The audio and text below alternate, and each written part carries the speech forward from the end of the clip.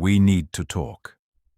Verena Voss said the words quietly, almost gently, the way a person sets down something fragile they are not certain they are allowed to hold. Around her, the long dining hall of Cold Harbor had gone still. 11 men sat at the table, each of them capable of terrible things, each of them watching the head of the family for a sign of how the evening would go. Casimir Voss had not moved. His wife stood at his shoulder in a plain gray dress, one hand resting on the back of his chair, her mouth close to his ear, and whatever she had just told him had done something that no rival, no threat, and no bad word from the harbor had ever managed to do. It had stopped him completely. Snow ticked against the tall windows. A log shifted in the fireplace. Casimir set down his glass without a sound and turned his head, and for the length of one breath, the most feared man in the northern city looked at the woman he had married the way a man looks at a door he bolted years ago and finds standing open. "Say that again," he said. Verena's fingers tightened on the chair. She had practiced this 100 times in the cold hours before dawn, and every version had ended somewhere different. None of them had ended well. "Not here," she whispered.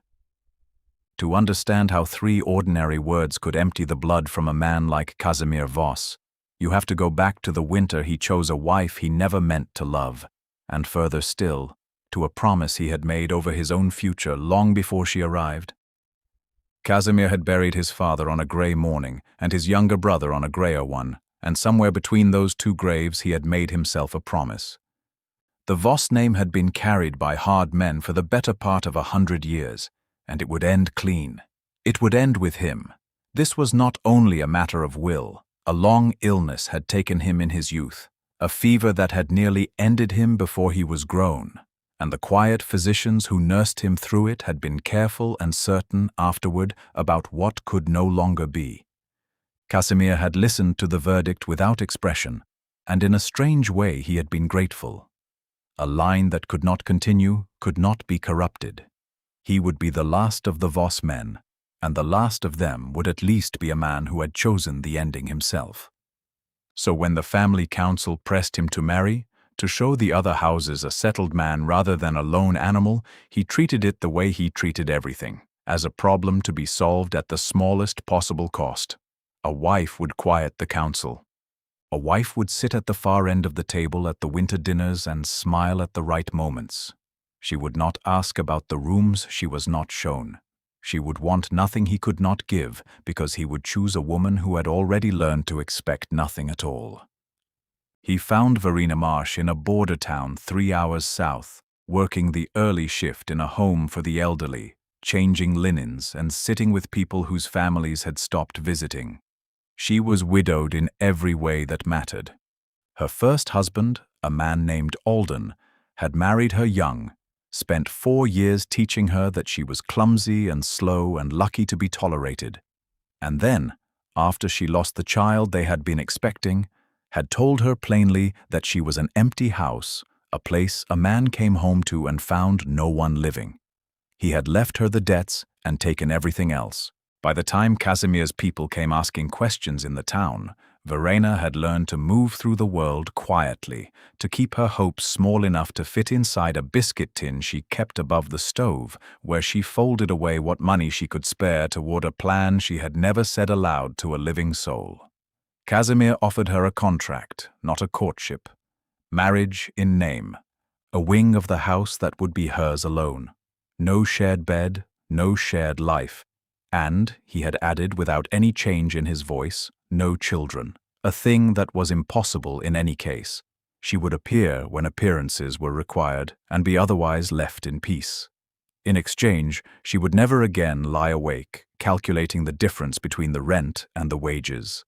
She had read the pages twice, the way she read everything, and had asked only one question: whether the door to her wing had a lock that belonged to her. He had said yes. She had signed. That was how a nobody from a border town became the wife of a man whose name made grown men lower their eyes, and that was the arrangement both of them intended to honor until the day one of them died. Cold Harbor did not warm to her.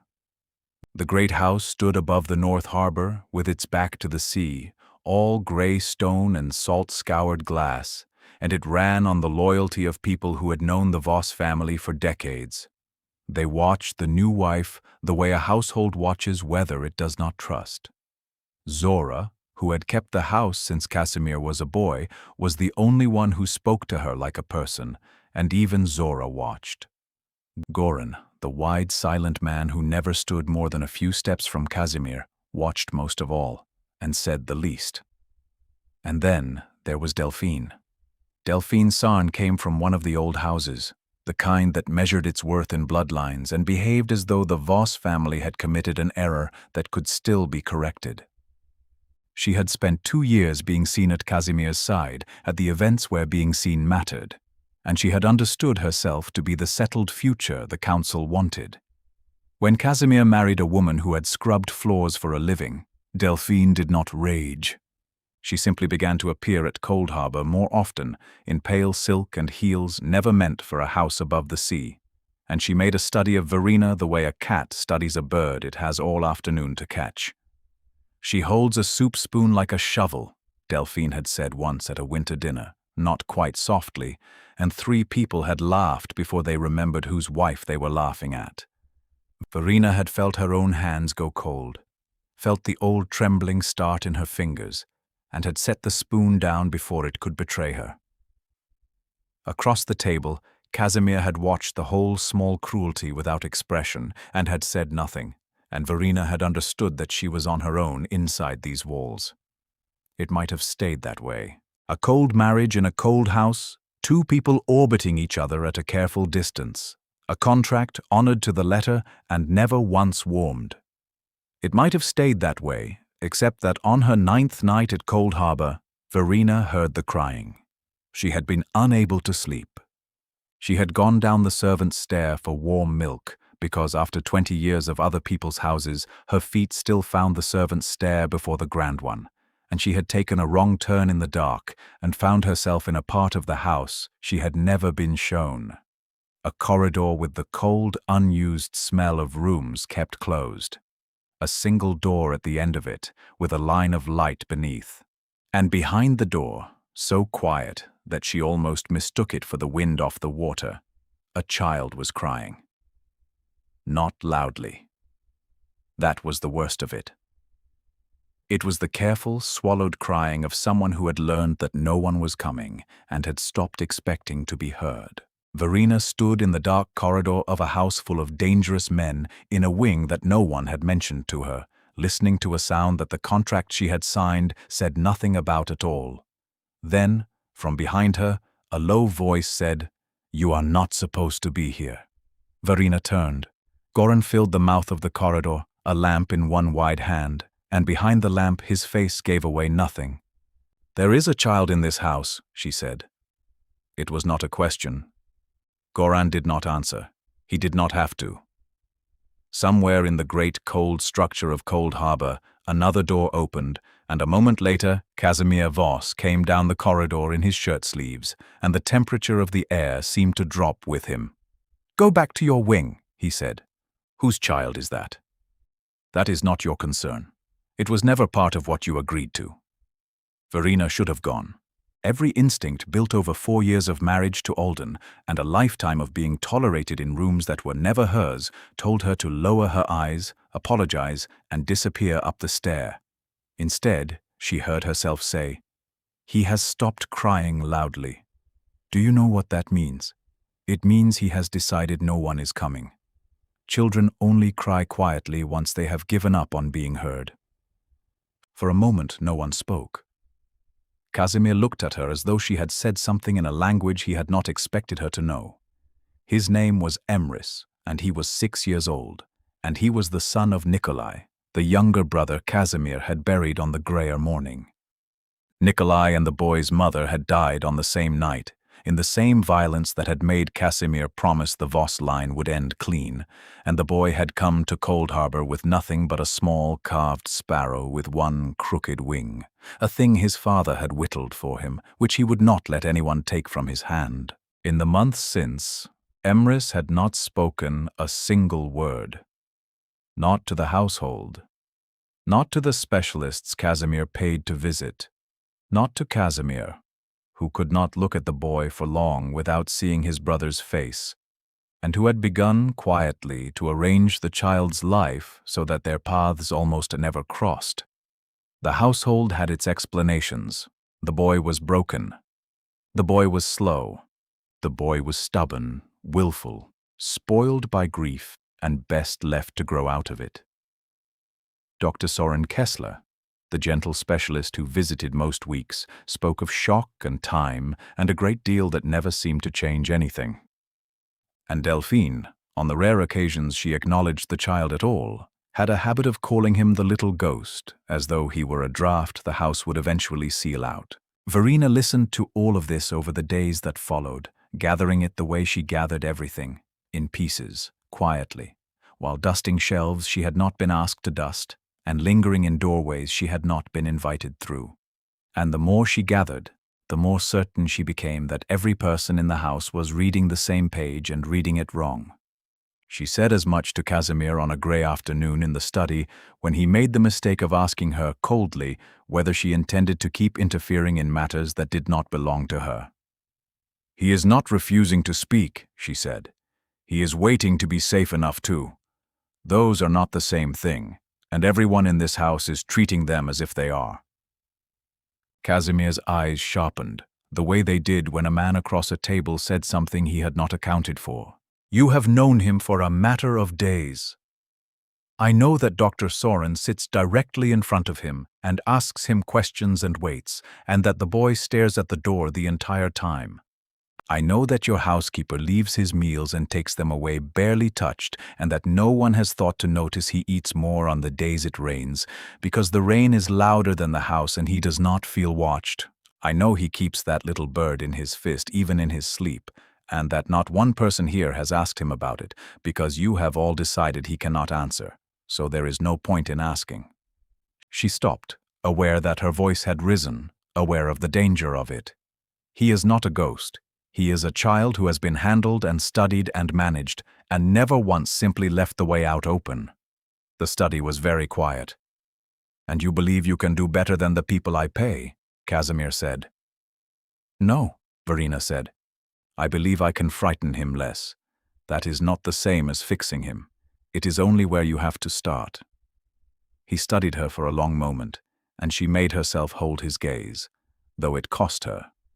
Somewhere in the house a clock counted the seconds. At last he said, "You have 3 days.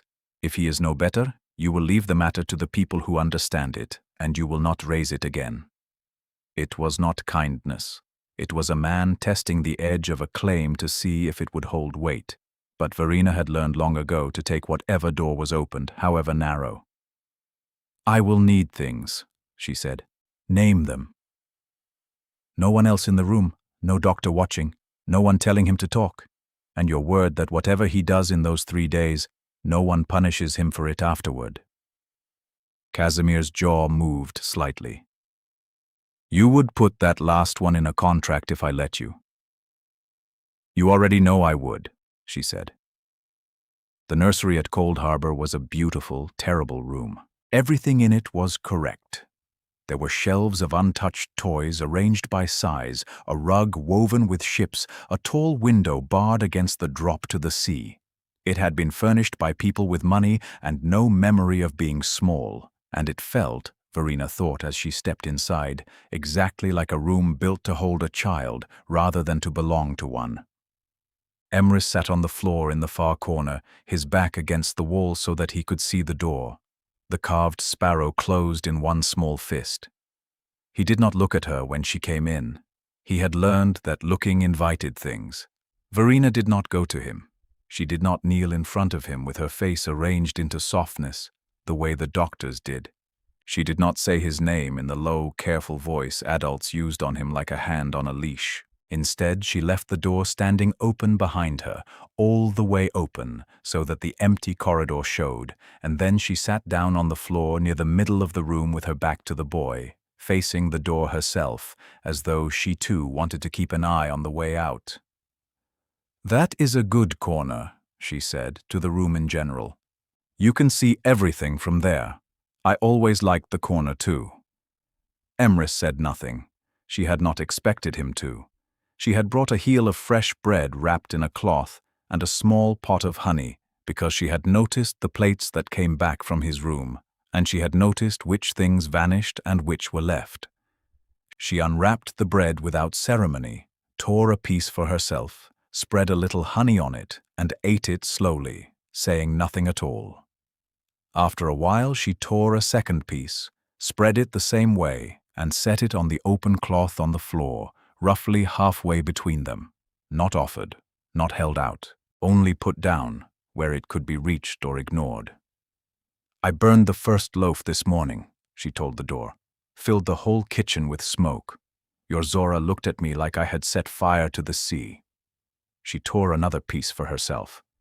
I am not very good in a grand kitchen. I am better when nobody is standing behind me waiting for me to drop something. Behind her, nothing moved. Then, after a long time, the smallest sound. The scrape of a shoe on the rug as a boy shifted his weight. She did not turn around. She talked, in the same unhurried way, about things that did not matter. She told the empty doorway that the left burner in the kitchen made a clicking noise before it lit, and that it had frightened her the first time. She told it that the sea sounded different at night, closer somehow, as though it came up to the walls to listen. She told it that she had once been afraid of a great many things, and had learned, slowly, that a room was less frightening when you knew exactly where the door was and knew that it would stay open. Each time she paused, she left a silence long enough for a child to fill if he wanted to, and did not seem to mind when he did not. The bread on the cloth was gone the second time she looked. She had not seen him take it. She smiled at the door and said nothing about it, and tore another piece and left it in the same place, and went on talking. It took most of the first afternoon for him to come as far as the middle of the room. It took the whole of the second for him to sit near enough that she could have touched him, though she did not, because she had understood from the first hour that the entire trick of it, if it could be called a trick, was that she asked nothing of him at all. She was simply a person who sat on his floor and left the door open and did not flinch when he came close, and did not chase him when he moved away. On the third day, the day her 3 days ran out, Emrys sat beside her with his shoulder not quite against her arm, and she told the open door a story about a small carved bird. When I was young, she said, my grandmother had a wooden dog on the mantel. One of its ears was carved crooked, higher than the other, so that it looked as though it were always listening for something. I asked her once why she did not get a better one, a proper one, and she told me the crooked ear was the whole reason she loved it. A perfect one would only have looked like every other dog on every other mantel. The crooked one was hers. For a long moment the boy was still. Then, very slowly, without a word, Emrys opened his fist. The little sparrow lay in his palm, worn smooth in places from being held, one wing carved higher than the other, crooked exactly the way his father's unsteady hands had left it. He looked at it, and then, for the first time since he had come to that cold house above the sea, he looked directly at Verena, and he held it out toward her, not to give, to show, to let her see the crooked wing that was the whole reason he loved it. Verena's eyes stung. She kept her voice very level. That is the best kind, she said. The crooked ones are always somebody's. Emrys did not speak, but he leaned at last, the small weight of his shoulder settling against her arm, and he let it stay. Neither of them heard the door. Casimir Voss stood in the open doorway of the nursery, where he had stopped without meaning to. A man who had come to that room that morning intending to end an experiment he had never believed would work, and who now could not make himself take the single step that would break it. He had come to tell his wife her 3 days were finished. Instead, he stood in silence and watched a child who had not spoken or reached for a single living person in 6 months lean his whole trusting weight against a woman the household called clumsy, and he felt something move in his chest that he had spent his entire life making sure could not move. He did not step forward. Some instinct he could not name told him that to be seen in that doorway would be to close the very door Verena had spent 3 days leaving open. So the most dangerous man in the northern city stood at the threshold of his own nursery, unseen, and did not enter and did not speak, and understood with the cold precision he brought to everything that the arrangement he had signed his name to be already, quietly, coming apart in his hands. That night, for the first time, he knocked on the door of his wife's wing. She opened it only halfway. "How did you do it?" he said. Verena looked at the man in the corridor, at the careful distance he kept, at the way he had knocked on a door in his own house rather than simply opening it, and she understood that whatever was happening in Cold Harbor was no longer only about the boy. "I did not do anything to him," she said. "That is the whole of it. Everyone has been doing things to him. I only stopped." Casimir was quiet a moment. "Dr. Soren has seen him 20 times, he said. "You have seen him 3. "Dr. Soren is a good man," Verena said. "But he walks in and closes the door behind him. He thinks he is making the room safe. Emrys hears the door close and knows he is trapped." She paused. "You do not calm a frightened thing by cornering it. You leave the way out open and you wait, and you let it come to you when it decides you are worth the risk." She had meant the boy. She was almost certain she had meant only the boy. But Casimir Voss looked at her for a long moment across the half-open door, a man who had bolted every exit in his own life years ago and thrown away the keys, and when he finally spoke his voice was lower than she had ever heard it. "And if the frightened thing has forgotten there was ever a door at all," he said. Verena had no answer ready. And before she could find one, from the far cold wing of the house, down the corridor no one had ever shown her, a small voice that had not made a sound in 6 months called out a single word into the dark. It called, "Wait," and both of them, the feared man and the borrowed wife, went perfectly still, because neither of them yet knew which of the two of them the child was calling for. The word had come from the corridor, not the room. They found Emrys halfway down the cold passage in his bare feet, the carved sparrow clutched to his chest, having climbed out of a bed no one had told him he was allowed to leave, to come looking for the one person who had left a door open for him. He had heard Verena's voice fade down the hall and had been certain, the way frightened children are certain, that she was leaving and would not come back. He did not run to her. He simply stopped when he saw her and stood shivering in the dark, and waited to learn whether he had been foolish to hope. Verena knelt on the cold floor. She did not reach for him. "I am not going anywhere tonight," she said. "But it is very cold out here, and I have a fire in my rooms, and bread that did not burn. You could come and see if you wanted, or you could go back to your own bed. Both are allowed." For a moment the boy looked past her, at Casimir, who stood tall and still in the shadow of the passage. Something crossed the child's face that Verena could not name and Casimir could not bear. Then Emrys looked back at Verena and walked to her and put his cold hand into hers. He did not look at his uncle again. Casimir Voss stood in the dark and watched the son of his dead brother choose a stranger over the last of his own blood, and he said nothing, because there was nothing he could say that would not sound like the plea of a man who had spent 6 months making certain the boy would never dare to choose him. After that night, the shape of the house quietly changed. Verena's wing had been the smallest of the grand suites, chosen by her precisely because it was the least grand, and she had made it, over the weeks, into something that did not match the rest of Cold Harbor at all. There was a kettle she had bought with her own money. There was a chair with a worn seat that she had carried up from a storeroom over Zora's objections. There was a shelf of second-hand books about how children grieve and how the frightened learn to trust again, their spines cracked from reading, and above the little hearth, where another woman might have kept flowers, there stood a battered biscuit tin with a single word painted on the lid in her own uneven hand.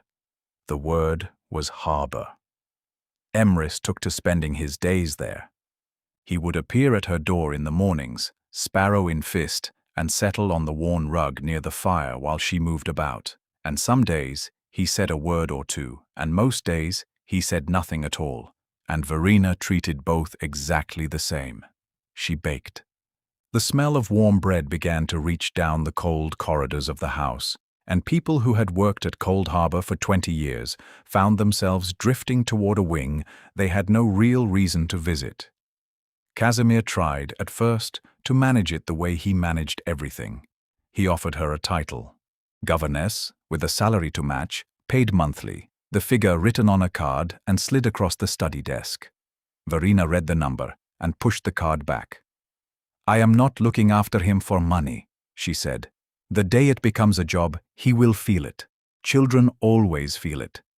He offered to move her to the Eastern Suite, twice the size, with a view of the open water instead of the working harbor. She declined. He offered to send up better furniture, a proper writing desk, a chair that did not sag. She declined that too, and when two men arrived the next morning to carry the old chair away and leave something finer, she sent the finer thing back down the stairs and kept the chair. "You return everything I offer you," Casimir said one evening, standing in her doorway with the expression of a man presented with a problem that refused to resolve. "Not everything," Verena said. "You offered me a lock that belonged to me. I kept that." He had come, he told himself, to discuss the boy. He came the next evening for the same reason, and the evening after that, and somewhere in the third or fourth of these visits, he stopped pretending there was a reason and simply came, and sat in the worn chair because she would not let him replace it, and drank the strong plain tea she made because she kept no wine in her rooms, and watched his brother's son sleep on a rug in front of the fire in the one warm room in his cold house. He did not know what to call the thing that was happening. He only knew that, for the first time in longer than he could remember, there was an hour of his day that no one measured the value of, and that the hour belonged to a woman who wanted nothing from him at all. One night, when the boy was asleep between them and the fire had burned low, Casimir looked at the cracked spines of the books on her shelf, and at the tin with its single painted word, and he asked the first truly personal question he had ever asked her. "What is harbor?" he said. Verena's hands went still over the mending in her lap. It was a small question. It was also the whole of her, folded into 6 letters and a rusted tin, and she had never told a living soul, because the last person she had trusted with a hope that size had used it to teach her never to keep a hope that size again.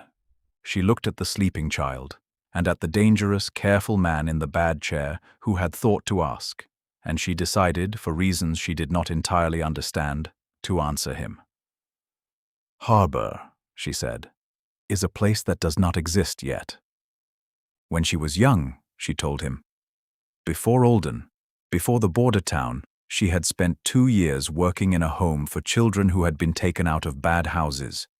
Most of them had arrived the way Emrys had arrived, quiet in the wrong way, having learned that noise brought consequences and hope brought disappointment. She had been good with them. It was the only thing in her whole life that anyone had ever called her good at. And she had wanted someday to open a place of her own. Not an institution with correct furniture arranged by size, but a small, warm house where frightened children could be left the way out open until they remembered they were allowed to want things again. She had even chosen the name. She was going to call it Harbor, because a harbor was not the open sea and it was not the locked room.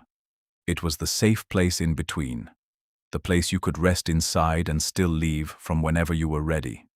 Then she had married Alden, and the tin above the stove had stopped filling, because every coin went to his debts, and the dream had folded smaller and smaller until it fit inside a biscuit tin and stayed there. "He did not like the tin," she said. "He told me a woman my age saving toward a daydream was embarrassing. He said it the way he said most things, as though he were doing me a kindness by explaining the truth about myself." Casimir said nothing. He had learned from her the value of leaving a silence open. So she told him the rest, slowly at first, and then not slowly. That she had been expecting a child once. That she had wanted it with a completeness that had frightened her. That she had already, in her mind, been carrying it through the door of a place called Harbor. Had already been the kind of mother her own had never been. That she had lost the baby late enough that there had been a name.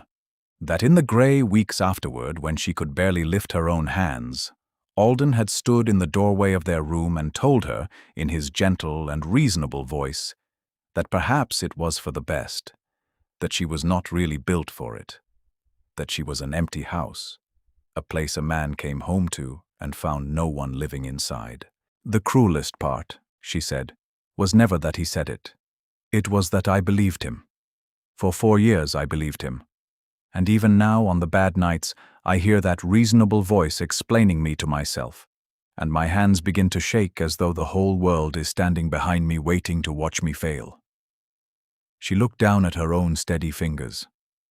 That is the strange thing about my hands, she said. Everyone in this house thinks I am clumsy. Your Delphine thinks it is the funniest thing under this roof, and she is not entirely wrong. Put me at your grand table with a room full of people watching to see what I will drop, and I will drop it. But give me a frightened child, or a cut that needs cleaning, or an old man who is dying and afraid in the dark, and my hands do not shake at all. They only ever shake when someone is waiting for them to. She stopped, embarrassed by how much she had let out. For a long time, Casimir did not speak. The fire ticked. The boy slept. When at last he did speak, it was not in the voice he used on other men. My father, he said, was a careful man. Like me. He was careful about the ways he hurt people. He believed a son had to be hardened before he could be trusted, and he set about hardening my brother and me the way you break a horse, patiently, without ever once raising his voice. He turned the plain cup in his hands. Nikolai was the softer of us, kinder. Our father called that weakness. I called it the only good thing our name had ever produced. When our father finally died, I believed the worst was over. I believed I could keep Nikolai safe. He was quiet a moment. I could not. There were men who wanted the family gone, and my brother and the boy's mother were lost on the same night, and I very nearly did not live through it myself. Goran was the one who found me in time. He set the cup down. As for the children, I would never have. That was decided long before, by the fever that nearly took me as a boy. The physicians were certain of it, and I had made my peace with the certainty. He said it flatly, a fact set down on a table, and Verena understood at last why a man might be grateful for such a verdict. So I made a promise over both graves, he said. The Voss name has been carried by cruel men for 100 years. It would end with me, and it would end clean. No child of mine to inherit any of it, because there could be no child of mine. I told myself I had been spared the choice. He looked at the sleeping boy on the rug. And then they brought me my brother's son, wearing my brother's face, and I found I could not look at him, because every time I did I saw the one person I had failed to keep safe, and I was certain, the way your Alden made you certain, that whatever I touched of that child, I would ruin. So I did the cruelest, careful thing of all. I arranged never to touch him at all. The room was very still. You are not your father, Verena said quietly. You have known me a matter of weeks. I have watched you knock on doors in your own house, she said. I have watched you sit in a bad chair every single night rather than force a good one on me. I have watched you stop in a doorway and refuse to step forward because you were afraid of frightening a child. Cruel men do not do those things. Cruel men do not even know those things can be done. She held his gaze, though it cost her, the way it always cost her. You did not fail to keep your brother safe because you are a monster. You failed because you are a man, and no man can keep everyone. The monster is the one who decides afterward to stop trying. For a dangerous moment, the careful distance between them thinned to almost nothing. Then Emrys stirred on the rug, and the moment folded itself quietly away, and Casimir rose, and wished her good night in his ordinary voice, and went to the door. But there he paused. 2 people, he said, each told there would be no children, sitting on either side of a child who has none. He did not smile. It is a poor joke, but I find I am glad of the company for it. He did not know how poor a joke it would prove to be, nor how soon. Dr. Soren Kessler returned to Cold Harbor on a bright, cold morning and did not, at first, recognize the child. Emrys sat at the little table in Verina's wing with a piece of honeyed bread and a scattering of buttons he was sorting by color. And when the doctor came in, the boy looked up, actually looked up, and though he did not speak, he did not flee either. Dr. Soren, who was a genuinely good man and had spent half a year getting nowhere, stood in the doorway with something stunned and bright in his face. "What did you do?" he said to Verina. "Very little," she said. That was rather the point. He wanted to know all of it. He sat with her the whole long morning while Emrys sorted his buttons, and he asked her questions, and, unlike everyone else who had ever asked her questions, he wrote the answers down. He asked where she had trained. She told him she had never trained at all, that she had learned it in a home for taken children before her marriage, learned it by watching people who knew more than she did, and by being wrong a great many times. He shook his head slowly. "You have the thing that cannot be taught," he said. "The rest of us learn the frightened child out of a book. You learned it from the inside." He hesitated and then went on. "There is a certification, evening study for the most part, and a year of hours worked under someone already qualified. I would sponsor those hours myself. You could do a great deal of good with it. In time you could run a house of your own." The word harbor rose in Verina's throat, and she did not say it. But something must have shown in her face, because Dr. Soren smiled and set his hand briefly on her arm and said, "Think about it. A gift like yours should not stay locked inside one cold house." Neither of them noticed Casimir in the corridor. He said nothing about it until that evening, when he sat in the worn chair and was quiet in a way that was different from his usual quiet. "Dr. Soren stayed 3 hours, he said at last. He was pleased about Emrys. He put his hand on your arm." Verina looked up from her mending. "You are counting the hours a physician spends with his patient now, and keeping track of his hands. I dislike unnecessary contact." He touched my arm for the length of a single sentence. "I am aware of the length of it." A small silence opened between them. Verina felt something she had not felt in years, a warmth that was almost dangerous, and she put her eyes back on her mending so that he would not see it there. "He offered to sponsor the certification," she said, "so that one day I might run a place of my own, a place like Harbor."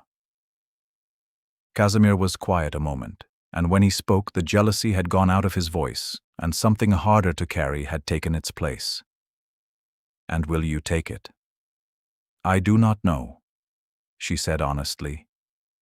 "It would mean leaving here, in a year. It would mean the boy." She did not say the other thing, the thing that had crept into the sentence uninvited.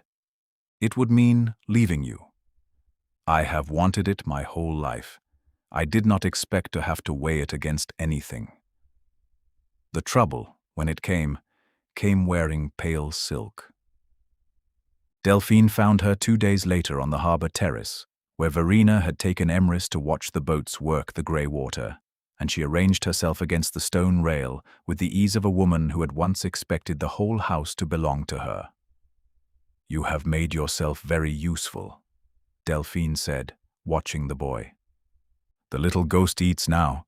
Casimir sits in your rooms every night like a dog at a butcher's door. It is quite the transformation." She smiled. "I only wonder whether you understand what you have made of yourself." "And what is that?" Verena said. "A weakness," Delphine said pleasantly. "He did not have one before you.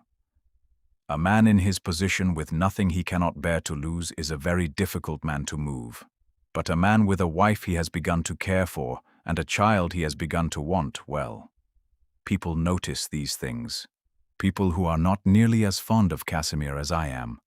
I would hate for your little daydream about rescuing frightened children to be interrupted by something unpleasant." She trailed her fingers once along the cold stone and walked away, and Verena stood on the terrace with the boy's small hand in hers and understood 2 things at the same moment. That Delphine had just told her, almost kindly, that the fragile happiness quietly assembling itself in the warm wing of a cold house had turned all three of them into something worth taking.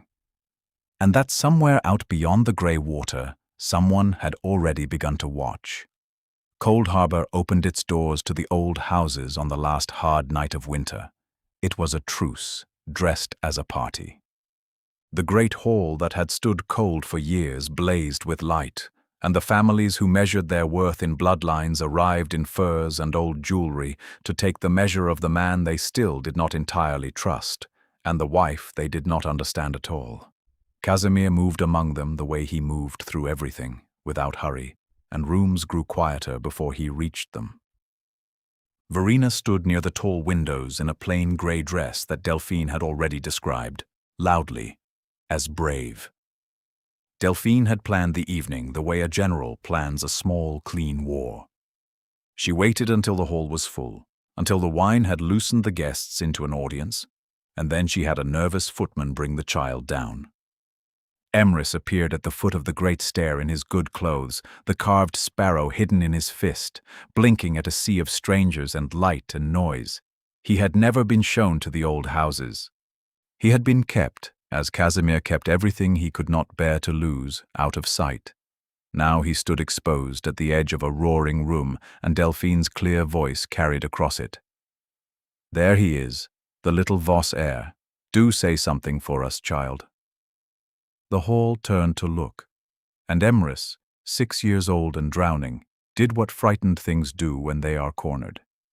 He went rigid, his breath came fast and shallow, and the sparrow fell from his opening hand and clattered on the marble, and a low sound started in his throat that was not a word and would never, in front of these people, become one. The guests stared.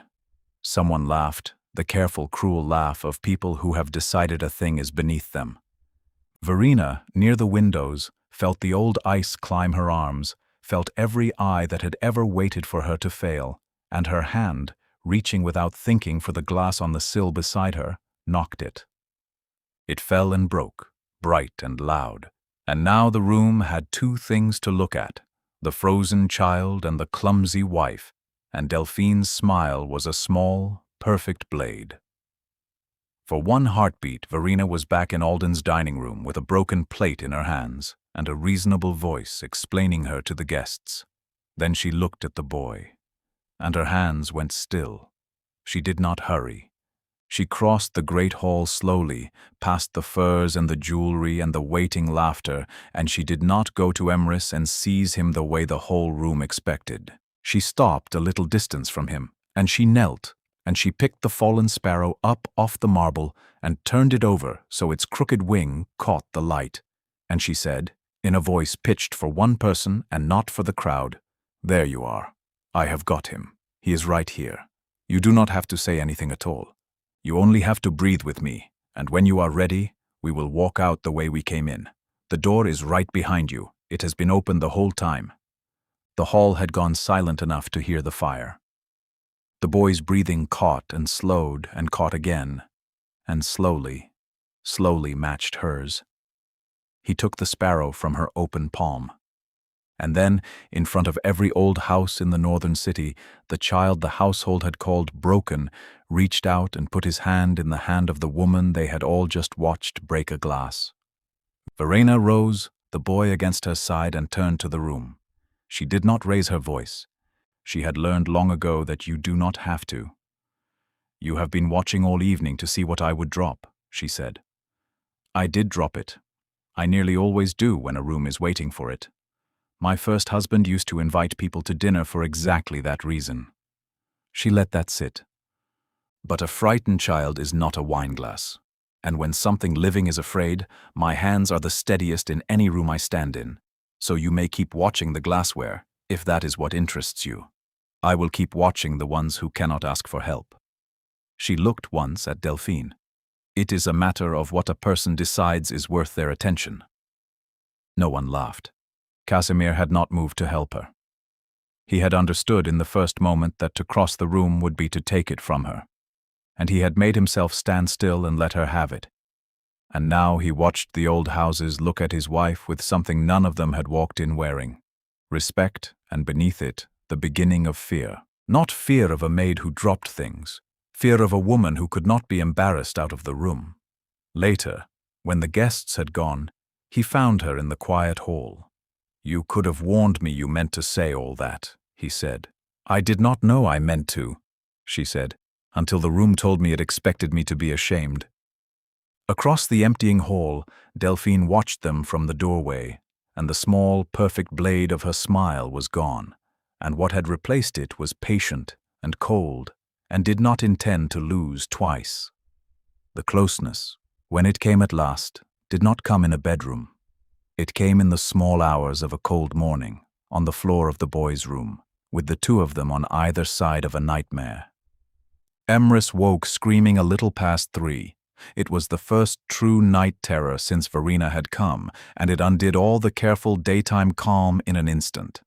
He thrashed against hands that tried to hold him, caught somewhere between the dream and the dark room and the old night his father had not come home. Zora had run for Verena. Verena, arriving, had found Casimir already there, doing the only thing he knew, trying to still the boy with the low, commanding voice that stilled dangerous men. "He cannot hear you," Verena said. "Not that voice. That voice is the sound of the world being in charge, and right now the world being in charge is the thing he is afraid of." She knelt on the far side of the small bed, leaving space, always leaving space. "Get down on the floor with me, lower than him, nothing above him, nothing holding him." No one had put Casimir Voss lower than another living creature in 20 years. She watched the refusal move through him, the whole architecture of a man who had survived by never being beneath anyone. And then she watched him lower himself to the floor of a child's room in his shirt sleeves, because she had asked, and because the boy was screaming. "Now, do not reach for him," she said softly. "Let him find us. Put your hand flat on the floor where he can see it, and leave it there, and let him come to it if he wants it." So they waited, the feared man and the borrowed wife, kneeling on the floor on either side of a frightened child, with their hands laid open and still. Verena began, very quietly, to hum, a low tune with no particular shape, the kind of sound a house makes when it is safe. Casimir watched her and matched his breathing to hers without being told, and slowly, slowly, the boy's thrashing became turning, and the turning became stillness. And at last a small hot hand crept out in the dark and closed around 2 fingers of the hand Casimir had left open on the floor. The child had reached for the first time for his uncle. Casimir went absolutely still, the way a man does when he is afraid that any movement will end the only thing he has ever wanted. Across the sleeping boy, in the low light, his eyes found Verena's, and they were not the eyes the northern city was afraid of. They were the eyes of the man who had been in that room before the name and the losses and the graves. "Who does this for you?" he said, very low. "When the dream comes for you in the dark, who lies on the floor and leaves their hand open?" Verena's throat closed. She tried for something light and found nothing there. "No one," she said. "People generally wait until I drop something." "Then they have been watching the wrong hands," he said. They stayed on the floor a long time after the boy was deeply asleep, neither of them willing to be the one who moved first and ended it. When at last they rose, in the gray beginning of the light, they stood close in the doorway of the child's room, and the careful distance that had governed everything between them from the first cold page of the contract simply was not there anymore. Casimir did not close it. She understood, with a rush of feeling that frightened her more than any night terror, that he would never close it, that he would stand in every doorway of his life for the rest of it, rather than take one step she had not offered. He had learned it from watching her with the boy. You do not calm a frightened thing by cornering it. You leave the way out open and you wait. So she was the one who stepped through. She lifted her hand to his rough jaw, and she felt him go still under her touch the way the boy had gone still, a dangerous creature choosing, against every instinct, to trust the open hand. "You can hold on," she whispered. "I am not going anywhere. You are allowed." He held on. What passed between them in the last dark hour before the house woke belonged only to them, and was gentle, and was chosen, and asked nothing that was not freely given. It was not the taking of a thing. It was two people who had each been told, by careful, reasonable voices, that they were empty houses, discovering at the same moment that they were not. Afterward, they lay in the grey beginning of the light and did not speak, because some things are made smaller by being named, and this was not a thing either of them was willing to make smaller. Somewhere below them, the house was starting to wake. Soon, there would be the boy, and the day, and the cold, ordinary business of a cold, ordinary world. But for one held hour, there was only the warmth of a person who had chosen to stay, and the strange, unfamiliar quiet of two guarded people who had, at long last, set the guard down. Neither of them thought that morning about the verdict of the quiet physicians, or the poor joke Casimir had made at her door about two people told there would be no children. Neither of them thought about it at all. That was the trouble with impossible things. You stopped guarding against them precisely because you had been promised they could never come. The word came from the harbor on a grey afternoon 3 weeks later. One of Casimir's men had been taken near the water, questioned, and let go alive on purpose, which was itself the message. The rival house that had spent a generation waiting for a Voss weakness had finally found one, and the weakness had a name, and the name was Verena, and there was a smaller name behind it, a boy who could be reached. Casimir read the message once and became, in the space of a breath, the man the city was afraid of. He called his people to the long table that night. Snow came down over the harbor, ticking at the tall windows. 11 men sat in the blazing hall and spoke in low voices about roots and debts and the removal of a threat, and at the head of the table, Casimir Voss was made entirely of winter. Verena came into the hall because she could not stay away. She had known for 4 days. She had counted and counted again, and sat in the locked wing that was hers with her hand pressed flat to her own body, terrified and disbelieving, and beneath both, filled with a joy so enormous it felt like a wound. Impossible. He had said it himself, flatly, a verdict from quiet physicians. And here it was, the impossible thing, and she could not carry it alone for 1 more hour, and she did not have the sense, in her fear and her hope, to wait for a better night than the worst one. She crossed the hall and bent to his shoulder, and the room watched the head of the family for a sign of how the evening would go, and she set the words down as gently as a person setting down something they are not sure they are allowed to hold. "We need to talk." Casimir did not move. Whatever she had told him had done the one thing no rival and no threat had ever managed. It had stopped him completely. He set down his glass without a sound and turned his head and looked at her the way a man looks at a bolted door standing open. "Say that again," he said. Her fingers tightened on the back of his chair. "Not here," she whispered. He rose without a word and took her out of the hall, away from the 11 watching men, into the cold study where the maps of the harbor were spread. And there quietly, with her steady hands and her shaking heart, she told him. For a long moment he said nothing at all, and then something crossed his face that she would spend a long time trying to forget. It was not joy. It was not even anger.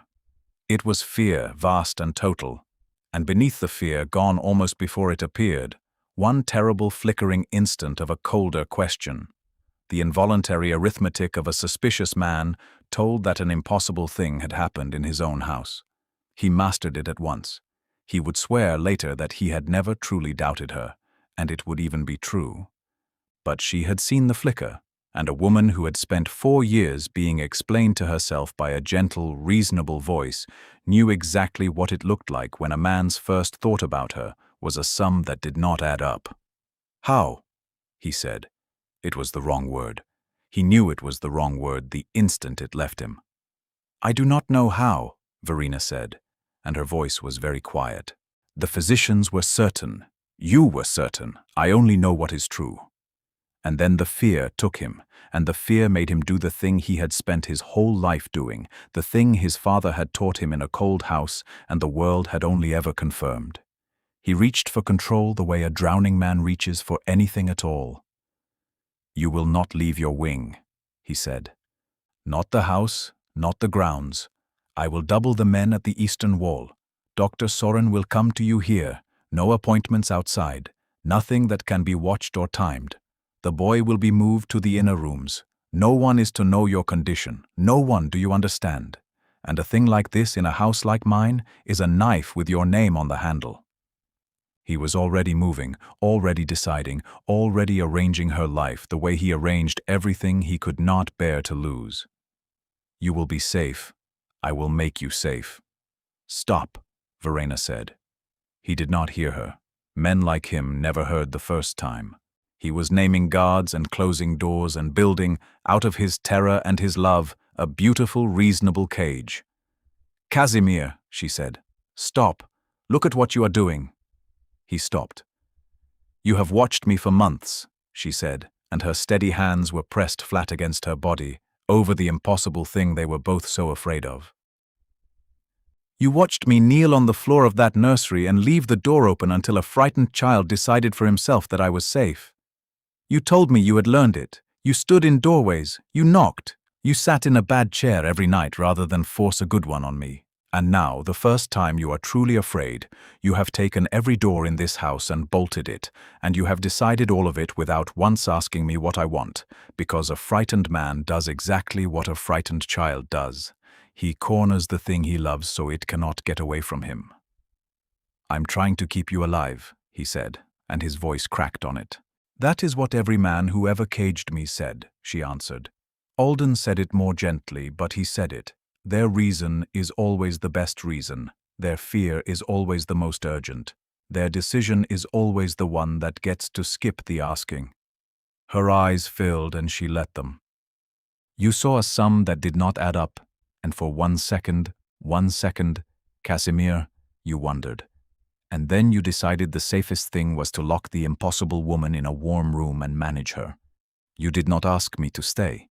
You informed me that I would." The study was silent, but for the snow. "I am not a threat to be removed or an asset to be secured," she said.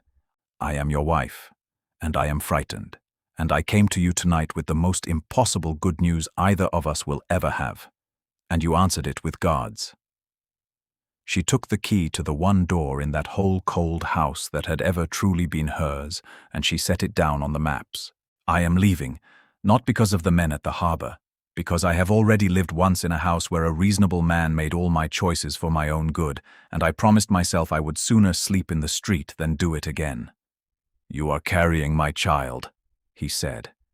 And it was not a claim of ownership. It was a man watching the floor open beneath him. "Yes," she said softly, "and I will not raise it in a cage, however warm.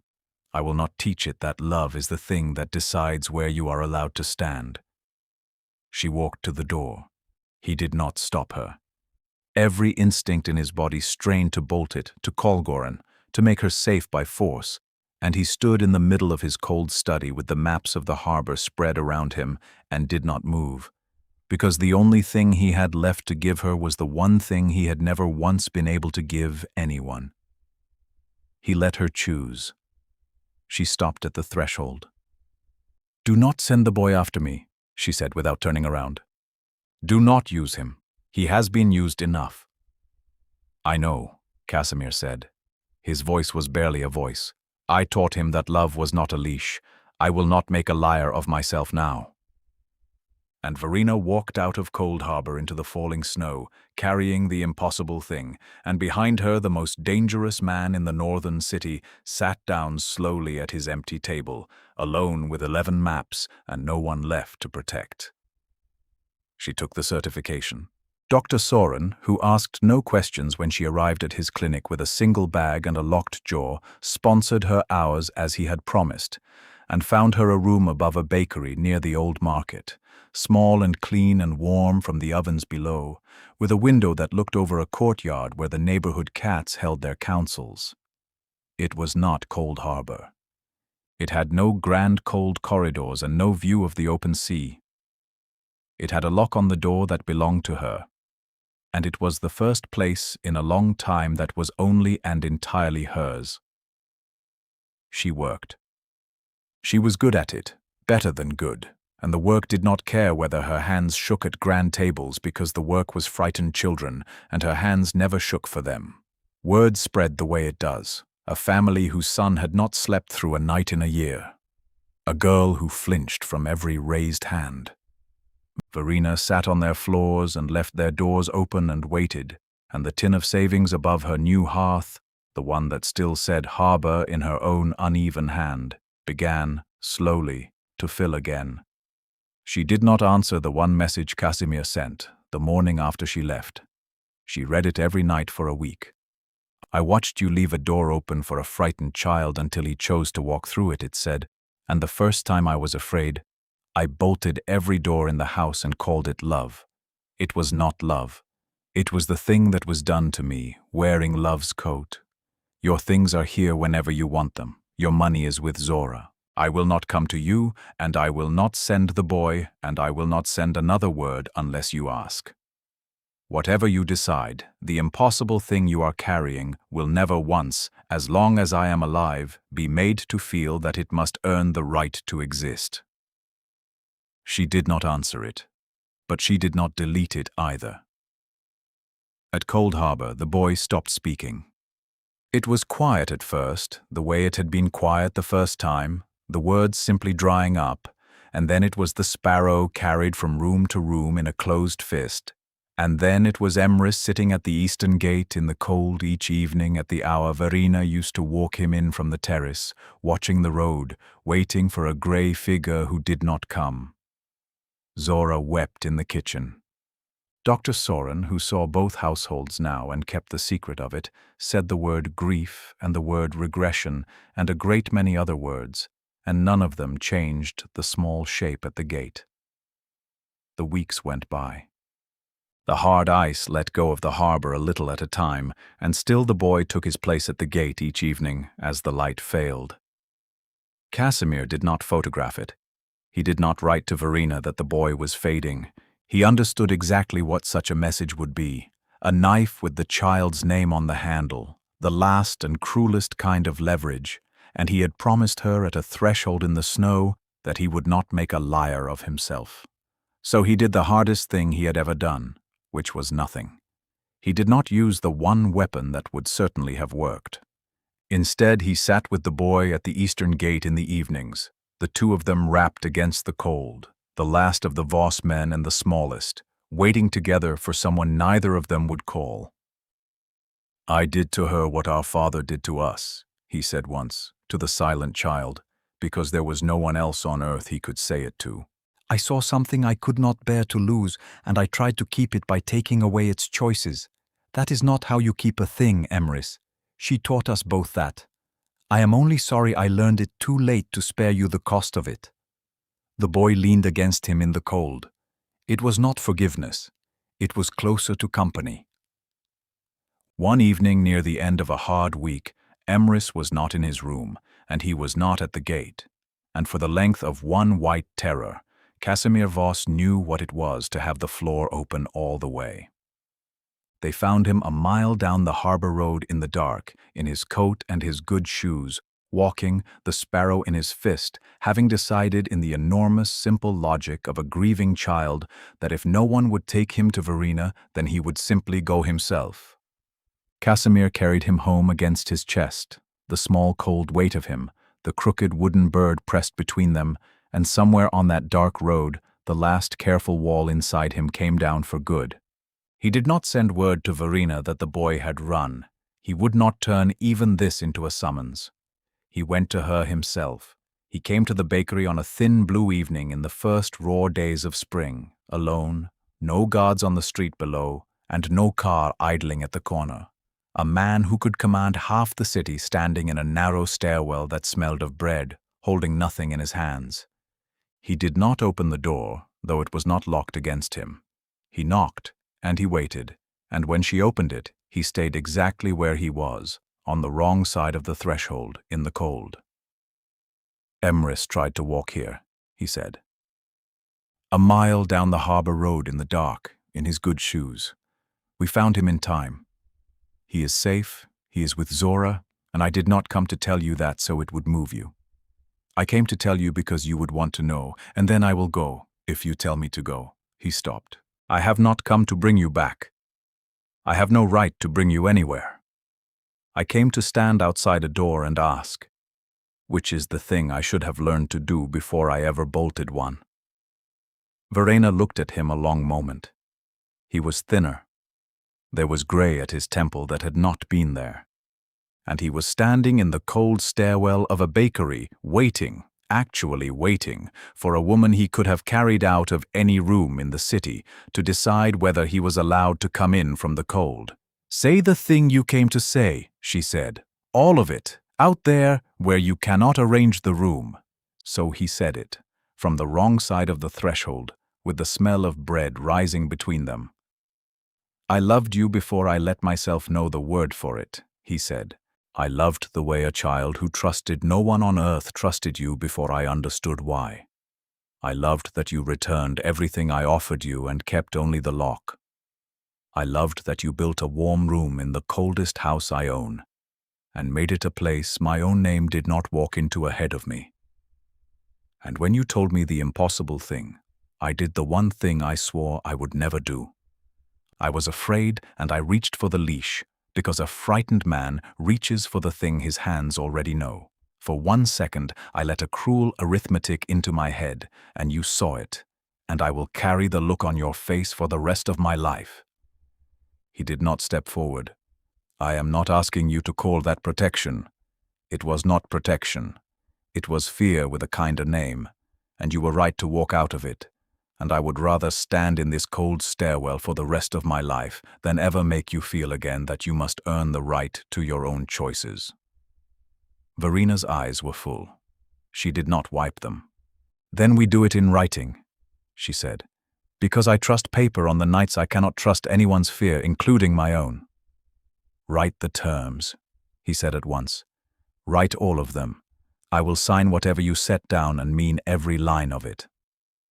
So she told him, standing in her own doorway, and he agreed to each one before she had finished saying it, that the room above the bakery would stay hers, in her name, whatever else they built, that harbor would open when she said it would open and how she said, and that he might invest in it only if she asked him first, and never otherwise, that no door in any house they shared would ever again be bolted on her for her own good, and that safety, when it was needed, would be a thing they decided together or not at all. That the impossible child, and Emrys, and any frightened creature that ever came under their roof would be raised with the way out always open, because a child who knows it is free to go is the only kind that ever truly chooses to stay. And one more, she said. The line does not end clean. You made a promise over 2 graves that the Voss name would stop with you, and I understand why. And I am telling you that you were wrong. It does not have to stop. It only has to change. You do not end a cruel thing by refusing to have anything at all. You end it by raising something that has never once been afraid of you. Casimir Voss, who had buried a father and a brother and his own future, stood in a stairwell that smelled of bread and wept without any shame at all, which was a thing the northern city would never have believed of him, and which Verena would never once tell. When he had command of himself again, he looked past her at the small warm room, at the cracked books and the tin on the mantel that had plainly begun to fill once more. You took the certification, he said. You did it without me. You did all of it without me. That was rather the point, she said, and the corner of her mouth moved, and it was the nearest either of them had come to a smile in a long grey season. Dr. Soren sponsored the hours, as he promised. Casimir was quiet a moment. This apology, he said, is becoming jealous. The jealousy was always separate, she said, and something in the cold stairwell that had been clenched tight since the night of the snow began, very slowly, to ease. May I come in from the cold, he said. I will not, if you would rather I did not. Both are allowed. She had used those words on a frightened child on a nursery floor a lifetime ago. Hearing them come back to her now, from this careful, dangerous man who had learned them by watching her leave doors open, undid the last of the wall she had built above a bakery. "Yes," Verena said. "Come in." He wiped his shoes on the mat without being asked, and stepped across the threshold she held open, and did not reach for her until she reached for him first. Harbor opened in the autumn in a tall, bright house 2 streets back from the water. It was nothing like the home for taken children where Verena had learned her whole life's work. There was no furniture arranged by size, and no room built to hold a child rather than to belong to one. There were low, soft chairs and a garden gone comfortably wild, and every room had a door that a frightened child could open from the inside, because that had been the first line in the plans, and the only one that was not allowed to be negotiated. Above the hearth in the front room stood a battered biscuit tin with a single word on the lid. It held no money anymore. The dream had come out of the tin and become the house around it. Now it held wildflowers, changed each week by a boy who had grown tall enough to reach the mantel on his toes. Emrys talked, these days, more than he was silent. He was a serious boy still, and he kept the carved sparrow in his pocket, worn a little smoother with the holding. But he had learned that noise did not always bring consequences, and he had a great deal of noise to make up for. He was, above all things, a fierce and watchful older brother, which was a title he had assumed the day the impossible thing arrived and had defended jealously ever since. They had named her Nika, after a brother in a cold grave who had been the only good thing a cruel name ever produced. And she had her father's dark eyes and none of his winters. She was loud. She was gloriously, unrepentantly loud, and she dropped things constantly and was never once in the whole of her life made to feel ashamed of it. And the first time she overturned a bowl at a grand dinner and the room went quiet, her father looked around the table with the flat, still eyes the city still feared and said only, "She takes after her mother," and dared anyone present to make it an insult. Delphine came to Harbor exactly once, on some errand of the old houses, and stood in the bright front room and called Verena, with the last of her patients, the maid who had somehow turned a Voss into a house pet. Casimir looked at her for a long moment. "She did not turn me into anything," he said. "She left a door open, which no one had ever done, and I found I did not want to leave through it. There is a difference. You would have to have stood on the outside of one to know it." He handed Delphine her coat himself. "My wife runs the best house of its kind in the country, and if a frightened child ever comes into your keeping, her rates are fair and her door is open. Until then, the one behind you is as well." He still led men who feared to disappoint him. He still took calls at hours no decent business kept, and made decisions Verena did not ask about and he did not offer. The rival house that had once made a knife of his happiness was answered, in the end, not with the violence his father would have used, but with patience and pressure and a single conversation held with the door open, because somewhere along the way her manner of gentling frightened things had worked its way into how he handled dangerous ones. But he came home to a house full of open doors, and he knocked before he entered rooms even when the rooms stood open, and when he forgot, a small loud girl, or a serious tall boy, or a steady gray-eyed woman reminded him. And he let himself be reminded, which was its own kind of miracle in a man who had once made all his safety out of never bending at all. On the first cold evening of the following winter, Verena found him at the window of the front room, watching the last light go off the water, with the sleeping weight of his impossible daughter against his shoulder and his brother's son doing sums at the table behind him. "We need to talk," she said, "only to see it, only for the private joke of it." And the most feared man in the northern city, who had once been stopped cold in a blazing hall by exactly those 4 words, turned from the window with his daughter on his shoulder and something in his face that no verdict and no fever and no grave had ever managed to kill, and he was not afraid at all. "I am listening," Casimir said. "The door is open. It always is now.